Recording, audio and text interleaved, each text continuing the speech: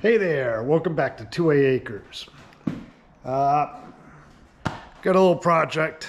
Some of you might have seen the Redheads channel. Kind of teased with new bike. Well, it's not a new bike. It's kind of an old bike. And it's not mine or hers. It's my buddy Benny's. Benny had been running Hondas for years. Currently he has a Shadow Ace. It's getting a little long in the tooth, requiring a little bit more maintenance, and he wanted to step up a little bit, but not too much. You know, he's kind of old school. He doesn't like windshields. He doesn't want fuel injection. He likes what he likes, and that's great. He wanted to step up into a Harley. I had made some suggestions and did some research and looked on Facebook Marketplace and found some options for him. And ultimately, what we found is a 2001 Heritage Softail with the twin cam 88. And he got one hell of a deal, was able to negotiate it down even further than we actually expected. It was an older gentleman. He was the first owner of the bike. It's what I like to refer to as an unmolested bike. It's not just completely loaded up with aftermarket shit and all kinds of, exhaust pipes. And, typically you go look at an old carbureted bike. It's a toss up. If it has aftermarket pipes and it's really loud, did they do the jets in the carburetor to match the exhaust? And it's a fair bet if it has stock pipes, then it's not been rejetted and it's going to be tuned just right. In this case, this older gentleman, he lost the physical ability to ride a few years ago, and this thing's been sitting in a shed for years. It's dirty. It was neglected. Battery was dead. But all that gives us the ability, if you can pick it up right, we have the ability here at my home garage. We have the lift, we have the tools, we have the know-how to make it right again for the cheap. So ultimately, there's a bunch of order parts that were put on order for this bike, and ultimately, when everything's said and done, and he could probably sell his Shadow Ace for damn near what he'll have into this, and it'll be a big upgrade for a short money. So let me show you what we got here, and it's not pretty. It's on the lift. We started doing a little work to it last night. We're waiting on some parts, but let me show you what we got. Turn this around. So here you go. It's a Heritage Softail. You don't have any shocks there. I took the bags off. They're down here. It really needs a good cleaning, but we're going to do the dirty work first before we clean it up. Air cleaners off it. Basically, Benny had already drained the fuel. We're going to get some good fresh fuel in it, maybe with some Seafoam. The owner was saying that he thinks the carburetor is gummed up because it doesn't run at an idle. It stalls right out. Well, if right in here, the camera's probably not going to pick it up, but there's an idle screw. Let's see, right there. See a shiny thing? Half a turn of that, and boy, it idled nice. It did have a little cough to it. I'm sure the carb does need some attention, but we're going to try run Seafoam through it. I don't think anybody's ever been in this carb. It is the original Harley carb. I'm not seeing, looking at the screws, I don't think there's ever been a screwdriver put on these bowl screws screws. I think it's all original. Bike's got 25,000 miles on it. So first order of business is getting a 3-hole oil change. Fresh fuel, good cleaning. We're gonna put some new spark plugs in it, and the one thing that I'm a little concerned about, and it was worth the gamble, is these early twin cams.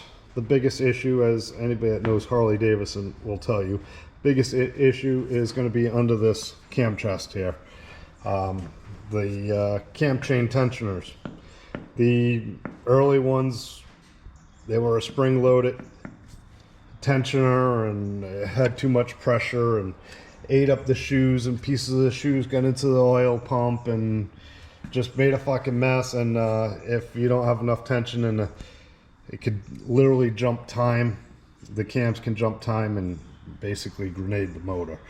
One of the most common upgrades for these there was a hydraulic cam chain tensioner. It's not terribly expensive to do, and we don't know until we pull this cover off whether or not what it has or what that cam chain tensioner looks like.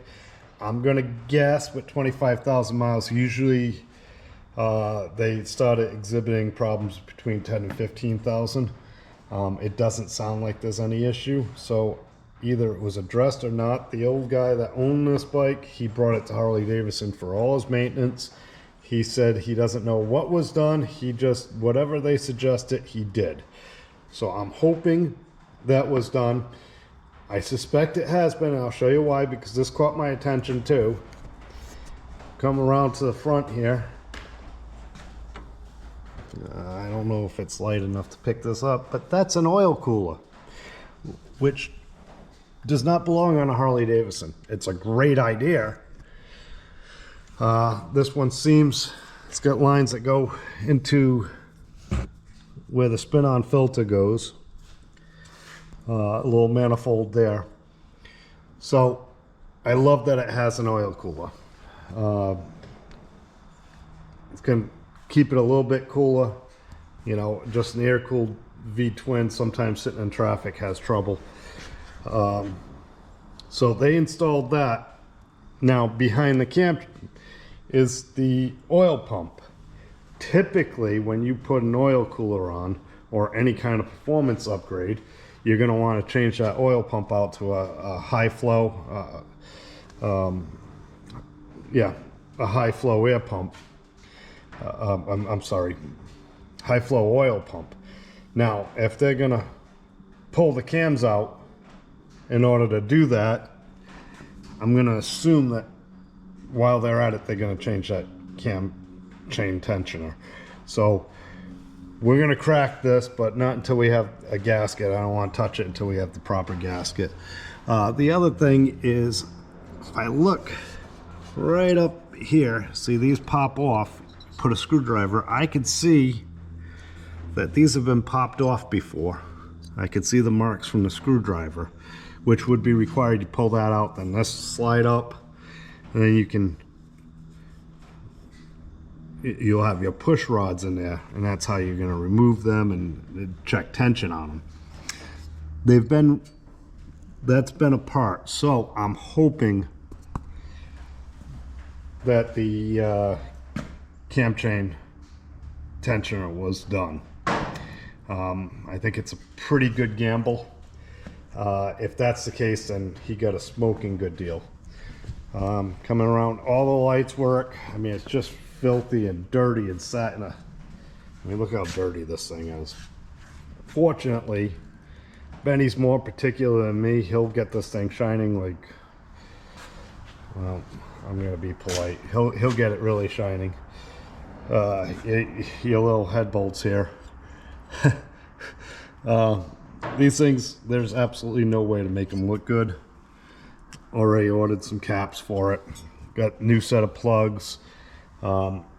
electrically. The battery was dead. I pulled the battery out and tried giving it a charge. I ended up putting on the pulse repair charger for a couple hours and it came right back. It seems to run actually really, really good now. Well, I'm sorry. It takes a charge. You got to pull this cover. We're going to actually check the primary chain tensioner, but it's going to have a 3-hole oil change anyhow. I just stuck that on there. I do not like, see where your filter is. Those oil cooler lines come right to the bottom of the filter, which is going to make it a little bit more difficult. I've got a special funnel for these Harleys, but there's no way to get that in there, so I'm going to shove some rags in there and hope it doesn't make too much of a mess. It does need brakes, especially in the front. I believe I located, I think I have an extra set of Harley brakes. The belt's in really good shape. Wheels are filthy. Just needs a good cleaning, and I think this is going to be an excellent bike for Benny. It's a big upgrade over the Shadow for him. It's not going to have a whole lot more power. The twin cam 88. I mean, what's it? 1450 cc versus 1100 cc, but I think it's going to be more comfortable for him. It's a little bit heavier over the bike. He's got a little bit more leg room here, you know, controls the stretch forward a little bit more. And of course, he's still got his fucking purple. This weekend, well, it's Friday afternoon now. Got a bunch of work to do tomorrow. And then Sunday morning early, me and one of my sons are gonna go out on, and take that trailer there. Bring the four-wheelers. We're just gonna take that little Autocat in mine. And we're gonna go up north on a little, we'll call it an expedition. We'll film some of it. I don't know how much. And that's gonna be I think we're coming back Tuesday afternoon. But I'm going to pull that trailer out, check tire pressure and the wheel bearings, and clean the deck off. I'm sure it's got tons of pine needles on it, and get that all ready, and then we'll get the quads out, get them strapped down to that, and we'll just go from there. Either way, this beauty here we'll keep you updated on the progress. Benny hasn't been home yet, but he's on his bike today. And there's no rush on this because he's got one good running bike, but this was a good opportunity. And you know, I have nothing against metric bikes, but I will say one thing about Harley-Davidson. They hold their value, and for what he paid for this bike it's just a smoking deal. Yeah, I know. Put a nice air cleaner on that. The air cleaner's off because we had to get at this fuel line. Just had old fuel. I think that was 90% of the problem with the fuel delivery system. But it's Benny's project, not mine. I'll assist. Hell, I already sent him a shopping list, everything found it online and everything to buy, and I think he's already ordered everything. I don't know when everything's coming in, but I know a little bit more about these bikes than he does, so I'm sure he'll lean on me for some guidance. One thing that really sold him on this versus his Honda is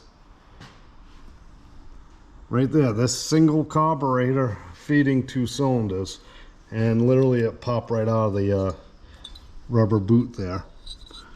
And it's